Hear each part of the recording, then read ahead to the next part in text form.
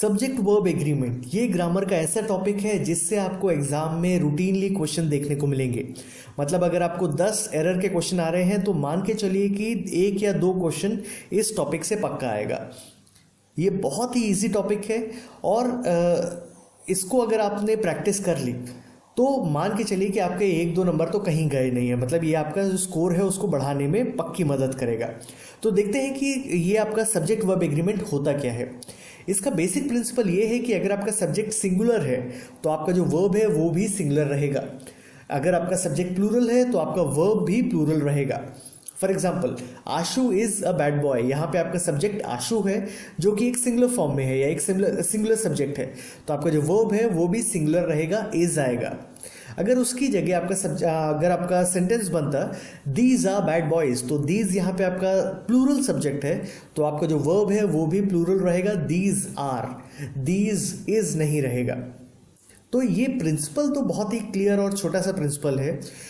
Exam में जो error के क्वेश्चन आते हैं उसमें आपको ये ढूंढना होता है कि आपका सब्जेक्ट है क्या, पहली चीज। एंड जब वो सब्जेक्ट आपका मिल जाए तो फिर ये देखना है कि आपका सब्जेक्ट सिंगुलर है या प्लूरल है। ये अगर आपको मिल गया, आपको अगर सब्जेक्ट समझ में आ गया कि क्या सब्जेक्ट है और अगर आपको फिर ये समझ में आ गया कि वो सब्जेक्ट सिंगुलर है कि प्लूरल, तो आप वर्ब को ऑब्वियसली उससे एग्री करवा सकते हैं। अच्छा, अभी जल्दी से देखते हैं कि सब्जेक्ट क्या होता है। सब्जेक्ट वो चीज है जिस पे आपका सेंटेंस निर्भर करता है। मतलब पूरा सेंटेंस उस टॉपिक या उस वर्ड के लिए बना है। For example, Ashu is a bad boy, यहाँ पे जो सारे वर्ड्स हैं वो आशु को डिफाइन कर रहे हैं, क्वालिफाई कर रहे हैं। दीज आर बैड बॉयज, यहाँ पे जो सारे वर्ड हैं वो दीज को डिफाइन कर रहे हैं। दीज यहाँ पे आपका सब्जेक्ट है। तो आपको सेंटेंस में सबसे पहले सब्जेक्ट ढूंढना है। तो चलिए जल्दी से चालू करते हैं, ये जो कॉन्सेप्ट है ये क्या है। तो सबसे पहले अगर आपके पास सेंटेंस है जिसमें फ्रेज ऑफ लगा हुआ है, तो मान के चलिए कि ऑफ के पहले जो वर्ड है वो आपका सब्जेक्ट है usually. For example, a basket of chocolates, यहाँ पे देखिए 2 वर्ड आपको लग रहे हैं जो कि दोनों सब्जेक्ट हो सकते हैं, बास्केट और चॉकलेट्स, लेकिन जो आपका सब्जेक्ट है वो बास्केट है। अभी देखिए एरर के क्वेश्चन कैसे आते हैं। अ बुके ऑफ येलो रोजेस, यहाँ पे जो सब्जेक्ट है वो क्या है, बुके है या येलो रोजेस है। बुके सिंगुलर सब्जेक्ट है, येलो रोजेस प्लूरल है। ध्यान रखिए जो आपका जो सब्जेक्ट है उसी के हिसाब से वर्ब आएगा। तो आपका सब्जेक्ट यहाँ पे येलो रोजेस नहीं बुके है, तो जो आपका वर्ब है वो सिंगुलर वर्ब होना चाहिए। तो सेंटेंस बनेगा, a bouquet of yellow roses lends colour and fragrance to the room. यहाँ पे वर्ब लेंड्स आएगा, लेंड नहीं आएगा। तो ये तो पहली चीज हुई। अगर आपके पास सेंटेंस में ऑफ फ्रेज यूज किया है उसके पहले जो वर्ड है आपका सब्जेक्ट वही है। सेकंड, अगर आपके पास 2 सब्जेक्ट हैं, सिंगुलर सब्जेक्ट, और ये जुड़े हैं ईदर से, और से, नॉर से, तो आपका जो सब्जेक्ट है वो सिंगुलर रहेगा क्योंकि अपन बात कर रहे हैं दोनों में से किसी एक चीज की। यहां से एरर के क्वेश्चन आते हैं। कैसे आते हैं, आपके पास ईदर और ये फ्रेज है लेकिन आपके जो सब्जेक्ट है वो सिंगुलर नहीं है। आपके पास एक सिंगुलर सब्जेक्ट है, एक प्लूरल सब्जेक्ट है। इस केस में जो वर्ब है वो एग्री करता है उस सब्जेक्ट के साथ जिसके वो पास में लगा है। For example, either his mother और my sisters are going to the market tonight. यहाँ पे आपके पास 2 सब्जेक्ट हैं, मदर और सिस्टर्स। मदर सिंगुलर सब्जेक्ट है, सिस्टर्स प्लूरल सब्जेक्ट है। वर्ब जिसके पास में लगा है उससे एग्री करेगा। वर्ब यहाँ पे लगा है सिस्टर्स के पास में, सिस्टर्स प्लूरल सब्जेक्ट है, इसके लिए प्लूरल वर्ब आया। इसी की जगह अगर सेंटेंस होता ईदर माई सिस्टर्स और my mother, subject 2 again, sisters plural and mother singular subject, verb singular subject के पास में लगा है, मदर के पास में, इसके लिए आपका जो वर्ब है वो सिंगुलर रहेगा। तो ईदर माई सिस्टर्स और my mother is going to the market tonight. एक और, neither my mother nor my sisters are going to the market tonight, या फिर neither my sisters nor my mother is going to the market tonight. ये concept I hope आपको clear हुआ होगा। एक और चीज देखते हैं, कुछ वर्ड रहते हैं जो कि अगर आपके सब्जेक्ट से जुड़े हुए हैं तो आपका सब्जेक्ट सिंगुलर रहता है। ये सारे आपको स्क्रीन पे दिखेंगे, मैं जल्दी से पढ़ देता हूँ, इनको नोट कर सकते हैं लेकिन एक बार बस देख लीजिए और ध्यान रखिए। तो ये वर्ड्स हैं another, anybody, anyone, anything, each, either, enough, everybody, everyone, everything, little, much, neither, nobody, no one, nothing, one, other, somebody, someone, something. अगर इनमें से कोई वर्ड आपके सब्जेक्ट से एसोसिएटेड है तो आपका सब्जेक्ट सिंगुलर है, वर्ब सिंगुलर रहेगा। वहीं अगर आपके पास सब्जेक्ट में बोथ, फ्यू, मेनी, अदर्स ये जुड़ा हुआ है आपके सब्जेक्ट के साथ तो आपका सब्जेक्ट प्लूरल है। आपके सब्जेक्ट प्लूरल है, इसके लिए आपका जो वर्ब है वो भी प्लूरल रहेगा। एक और चीज़, अगर आपके पास दो सब्जेक्ट हैं, अगर दोनों सिंगुलर है दोनों प्लूरल है, या फिर एक सिंगुलर है एक प्लूरल है, इससे कोई फर्क नहीं पड़ता। अगर आपके पास दो सब्जेक्ट हैं और वो जुड़े हैं एंड से, तो आपका सब्जेक्ट जो है वो प्लूरल कहलाएगा एंड आपका वर्ब जो है वो उसको भी प्लूरल ही रहना पड़ेगा। आखिरी चीज, अगर आपके पास सेंटेंस है जिसमें along with, as well as, besides का यूज किया है, तो आपका सब्जेक्ट जो है वो सिंगुलर ही रहेगा।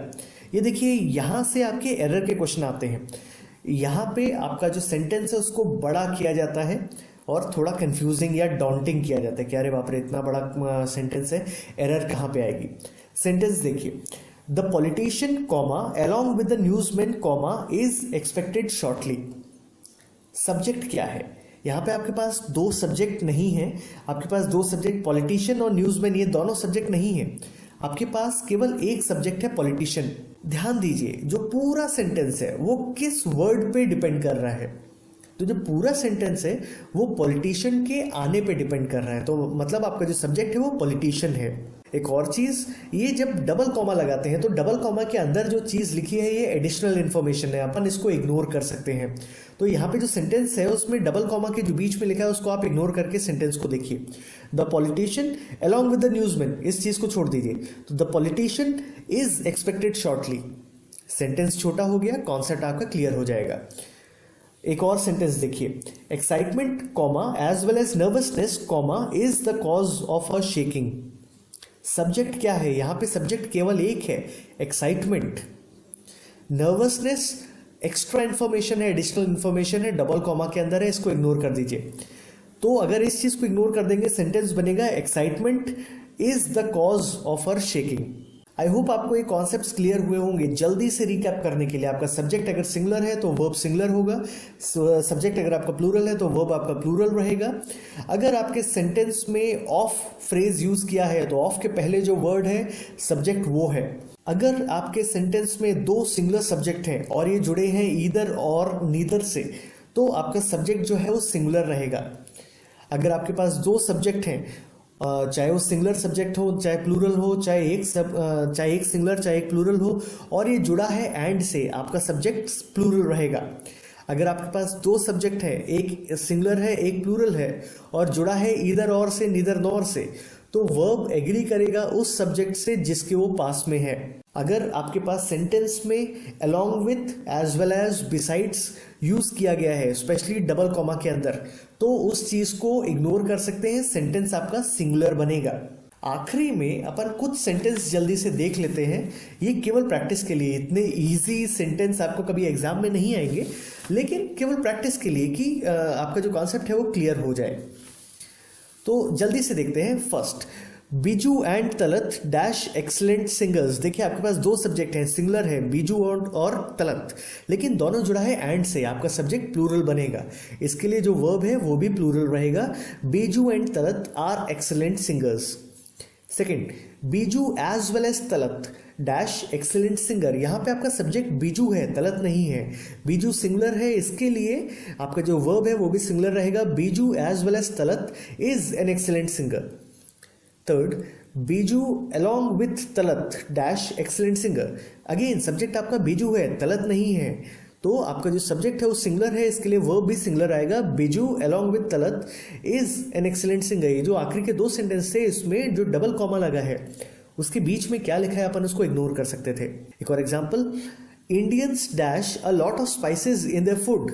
यहाँ पे सब्जेक्ट इंडियंस प्लूरल है, इसके लिए आपका वर्ब भी प्लूरल आएगा। Indians eat a lot of spices. One of my best friends dash N extra on Dekh Bhai Dekh this week. Subject क्या है आपका, सिंगुलर या प्लूरल? देखिए यहाँ पे आपके कई दोस्त हैं लेकिन उनमें से किसी एक की बात कर रहे हैं, मतलब सब्जेक्ट आपका सिंगुलर है। वन ऑफ माई फ्रेंड्स, तो one of my best friends is an extra on Dekh Bhai Dekh this week. Anita and her brothers dash at school, यहाँ पे आपके पास दो सब्जेक्ट हैं, अनीता है, हर ब्रदर्स है, लेकिन यहाँ पे ये जो दो सब्जेक्ट हैं ये एंड से जुड़े हैं, तो आपका सब्जेक्ट प्लूरल ही कहलाएगा, वर्ब भी प्लूरल बनेगा। Anita and her brothers are at school. Either my mother और my father dash coming to the meeting, दोनों में से कोई एक आ रहा है, मतलब आपका सब्जेक्ट सिंगुलर है तो वर्ब भी सिंगुलर रहेगा। ईदर माई मदर और my father is coming to the meeting. Either my shoes or your coat dash always on the floor, दो सब्जेक्ट, एक सिंगुलर है एक प्लूरल है।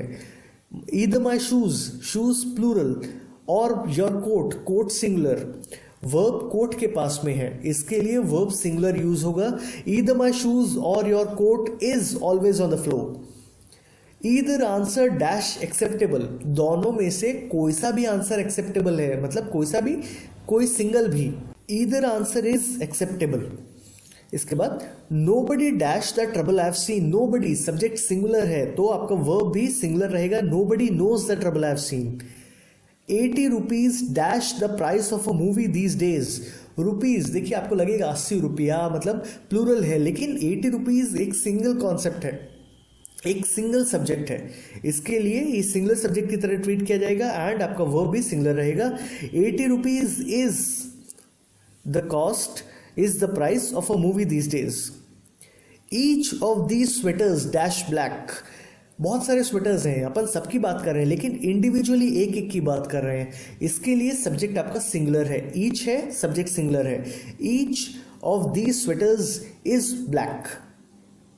The prime minister comma together with his wife comma dash the press, subject आपका क्या है, the prime minister, singular है तो वर्ब भी आपका सिंगुलर बनेगा। The prime minister together with his wife greets the press. Everybody dash they can sing really well, everybody singular subject है, आपका वर्ब भी सिंगुलर बनेगा। Everybody thinks they can sing really well. One of the dogs dash really slowly, तो यहाँ पे बहुत सारे dogs हैं लेकिन अपन किसी एक की बात कर रहे हैं, सब्जेक्ट आपका सिंगुलर है। One of the dogs runs really slowly. Each cat and each dog in this animal shelter dash eventually placed in a good home. अपन सारे कैट्स और सारे डॉग्स की बात कर रहे हैं लेकिन अपन ईच और एवरी का यूज कर रहे हैं, मतलब अपन हर एक कुत्ता हर एक बिल्ली की बात कर रहे हैं, इंडिविजुअली एक एक पे एम्फेसिस दे रहे हैं, आपका सब्जेक्ट यहाँ पे सिंगुलर है। तो each cat and each dog in this animal shelter is eventually placed in a good home, हर एक कुत्ता हर एक बिल्ली, सब्जेक्ट आपका सिंगुलर है, वो भी सिंगुलर बनेगा। Neither the students nor the teacher, देखिए नीदर नॉर, लेकिन आपके पास दो सब्जेक्ट हैं, एक सिंगुलर है एक प्लूरल है, वर्ब किससे एग्री करेगा, जिसके पास में वो रहेगा। तो यहाँ पे वर्ब जो है neither the students nor the teacher dash able to find, जो वर्ब है वो सिंगुलर सब्जेक्ट टीचर के पास में है तो वर्ब आपका सिंगुलर बनेगा। Neither the students nor the teacher was able to find the solution immediately. I hope आपको ये कॉन्सेप्ट सब्जेक्ट वर्ब एग्रीमेंट का क्लियर हुआ होगा। बहुत ही इजी टॉपिक है, आपको एग्जाम में 1-2 नंबर पक्का दिला के जाएगा। थोड़ी सी प्रैक्टिस कर लो, 10-15 मिनट आधे घंटे से ज़्यादा की प्रैक्टिस मांगता नहीं है। एक ही टाइप के क्वेश्चन आते हैं, वर्डिंग चेंज हो जाती है बस, एंड ये स्कोरिंग टॉपिक है।